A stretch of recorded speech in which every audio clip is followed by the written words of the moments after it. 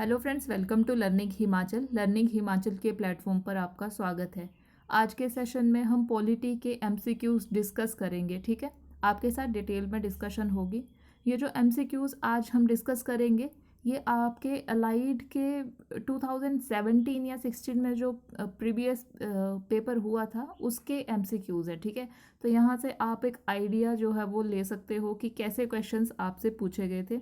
हमने आपके साथ ऑलरेडी एक जो लेटेस्ट पिछला पेपर हुआ था प्रीलिम्स का उसको ऑलरेडी डिस्कस किया हुआ है, तो आप जो है वो देख सकते हो क्वेश्चंस। ठीक है, और पॉलिटी के क्वेश्चंस में कुछ ज़्यादा फर्क आएगा नहीं, क्योंकि स्टैटिक आपका वैसे का वैसा ही रहेगा। ठीक है, थोड़ा जो करंट में चला होगा वो नया पूछा जा सकता है या स्टेटमेंट वाइज आपसे पूछा जा सकता है। तो यहाँ पर क्वेश्चंस जो हैं वो इतने मतलब कि सिंपल क्वेश्चंस हैं। ठीक है, और पॉलिटी में इतने डिफ़िकल्ट क्वेश्चन आते नहीं हैं। तो चलिए स्टार्ट करते हैं। हमारे पास हमारा फर्स्ट क्वेश्चन है, what does article 21A of the Indian constitution deal with. ठीक, तो आपके पास स्टेटमेंट है पहली, free and compulsory education to all children age 6 to 14 years. Second है equal pay for equal work. Third, to facilitate Swachh Bharat campaign. And last, freedom from exploitation. ठीक है जी, तो आर्टिकल 21A आपका free and compulsory education to all children जिनकी as 6 to 14 years में लाई करे उसके बारे में बात करता है। ठीक है, तो 21A जो है इसको फंडामेंटल, ये आपका एक क्या है, one of the fundamental right है जिसको ऐड कौन से अमेंडमेंट एक्ट से किया गया था, तो आपके 86 कॉन्स्टिट्यूशनल अमेंडमेंट एक्ट 2002 से 21A को आपका फंडामेंटल राइट बनाया, जहाँ पर ये फिक्स किया गया किसकी ड्यूटी है, ये स्टेट की ड्यूटी है कि वो 6 से 14 ईयर्स के जो चिल्ड्रन हैं उनको कंपल्सरी एंड फ्री एजुकेशन जो है स्टेट प्रोवाइड करेगी। It will be the responsibility and duty of state. ठीक है, तो एजुकेशन फॉर ऑल ये इसका बेसिक कॉन्सेप्ट था, और इसी को आपको क्या बोला जाता है, ये राइट टू ऑल या एजुकेशन टू ऑल, इसी को ही क्या कहा जाता है, the dawn of second revolution. ठीक है, तो इतनी बातें आपको बिल्कुल ध्यान में रखनी है, और इस क्वेश्चन का हमारे पास राइट आंसर आता है ऑप्शन नंबर ए। ठीक है, अगला क्वेश्चन है हमारा, among various types of questions asked during question hours in parliament, starred questions is related to what। ठीक है, तो आपके पास फर्स्ट स्टेटमेंट है, they are to be answered in writing, these questions are to be answered orally, these are to be answered after 1 week, none of the above. तो आपको जो है correct statement इसमें से बतानी है। ठीक है, तो देखिए, अगर हम क्वेश्चंस जो क्वेश्चन आर में पूछे जाते हैं, बेसिकली 3 टाइप के क्वेश्चंस होते हैं आपके, starred questions, unstarred questions and short notice question. ठीक है, जो आपके स्टार्ड क्वेश्चन होते हैं उनके आंसर्स जो है वो ओरली देने होते हैं। ठीक है, तो ये जो ओरली आंसर्स देने होते हैं, तो उस टाइम पे क्या था कि सप्लीमेंट्री क्वेश्चंस भी आस्क किए जा सकते हैं। ठीक है, कोई भी मेंबर ऑफ पार्लियामेंट किसी मिनिस्टर रिगार्डिंग कंसर्न मिनिस्टर से क्वेश्चन आर में क्वेश्चन रेज कर सकता है, और अगर ये स्टार्ड क्वेश्चन है तो वो ऑरली आंसर किए जाएंगे, और उसमें सप्लीमेंट्री क्वेश्चंस जो है आपके पूछे जा सकते हैं। ऐसे ही अगर अनस्टार्ड क्वेश्चन की हम बात करें तो उनके आंसर्स जो हैं वो रिटर्न में देने होते हैं। ठीक है, तो वहाँ पर सप्लीमेंट्री क्वेश्चंस फॉलो नहीं होंगे। एंड शॉर्ट नोटिस क्वेश्चन की बात करें तो 10 डेज़ के शॉर्ट नोटिस के बाद उनके आंसर्स भी ओरली देने होते हैं। ठीक है, तो आपके पास स्टार्ट क्वेश्चन के बारे में पूछा गया है, और आपके पास स्टेटमेंट कौन सी करेक्ट हो गई, बी स्टेटमेंट आपकी, these questions are to be answered orally.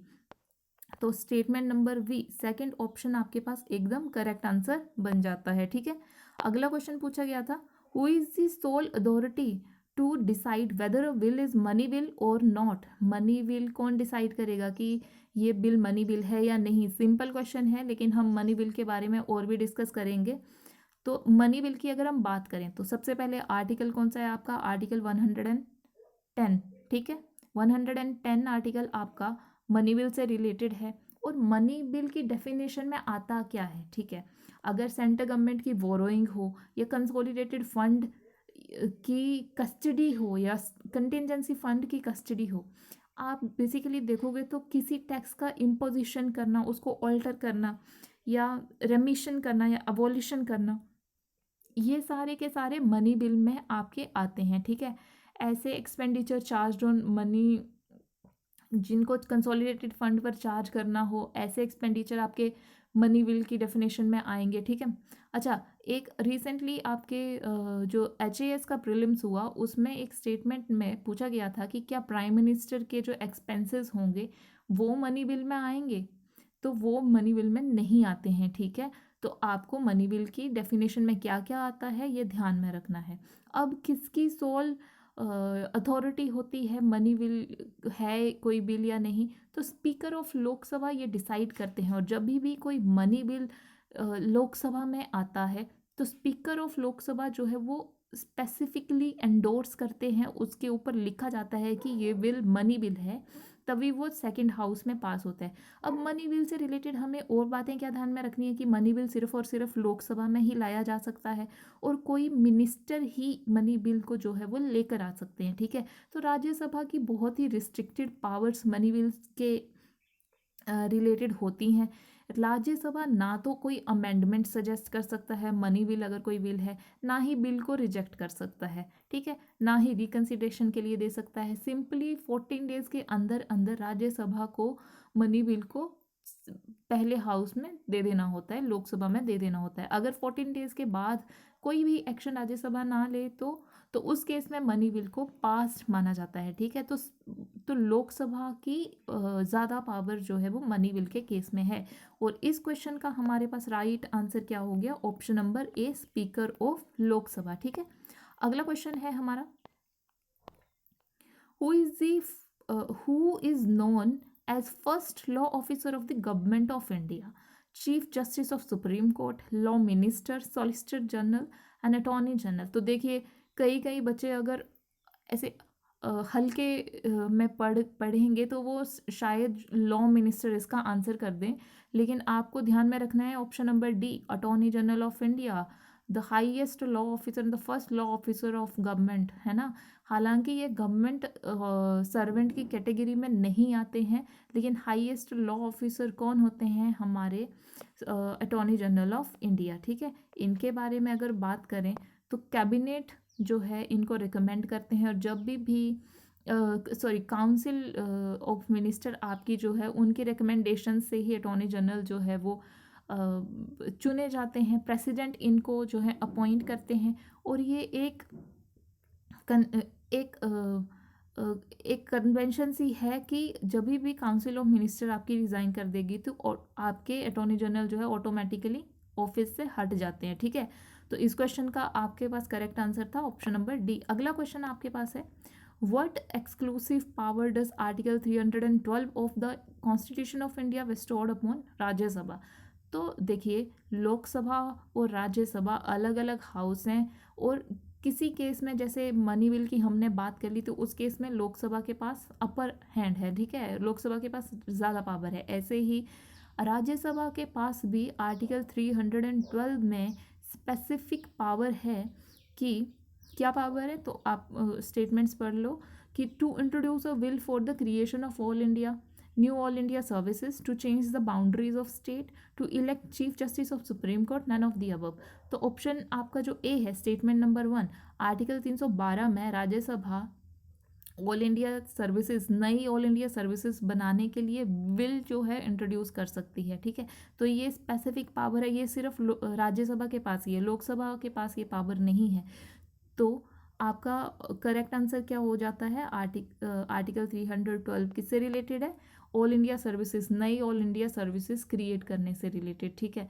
ऐसे ही आपका एक आर्टिकल 249 भी है, जहां स्टेट के इंटरेस्ट में राज्यसभा 2/3 मेजोरिटी से बिल पास कर सकती है, और स्टेट के केसेस में जो है वो लेजिस्लेट कर सकती है, ठीक है। तो वो किसी और क्वेश्चन में जब आएगा तो हम डिस्कस करेंगे, लेकिन यहाँ पर आर्टिकल 312 में राज्यसभा आपकी नई ऑल इंडिया सर्विसेज बनाने के लिए बिल जो है इंट्रोड्यूस कर सकती है, ठीक है। तो आपका करेक्ट आंसर क्या आ गया, ऑप्शन नंबर ए। अगला क्वेश्चन था, chapter 4A of constitution deals with fundamental rights, fundamental duties, DPSP's amendment process. तो आपका कॉन्स्टिट्यूशन के पार्ट 4A में क्या है? तो देखिए फंडामेंटल राइट्स जो है वो तो आपके पार्ट 3 में है ना। DPSP's आपके पार्ट 4 में है। ठीक, अमेंडमेंट प्रोसेस कौन से पार्ट में है? आपके आई गेस पार्ट 20 में है अमेंडमेंट, ठीक है। लेकिन फंडामेंटल ड्यूटीज़ जो हैं पार्ट 4A में आपके पास ये मेंशन की हुई हैं, ठीक है। ओरिजिनली कितनी फंडामेंटल ड्यूटीज़ थी? तो ओरिजिनली आपके पास 10 फंडामेंटल ड्यूटीज़ थी, ठीक है।